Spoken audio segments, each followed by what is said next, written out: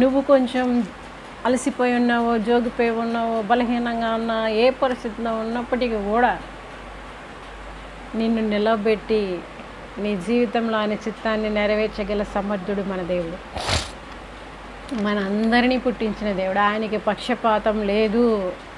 ఎవరు ఆయన నమ్మకంగా వెంబడిస్తూ అంటారో, ఆయన మాటకి లోబడి విధేయత చూపించి నువ్వు కొనసాగినప్పుడు, నువ్వు ఎవరివైనా కావచ్చు. ఈరోజు వరకు నీకు దేవుడి గురించి తెలియకపోవచ్చు, మన పుట్టించిన సృష్టికర్త గురించి నీకు ఈరోజు వరకు అర్థం కాకపోవచ్చు.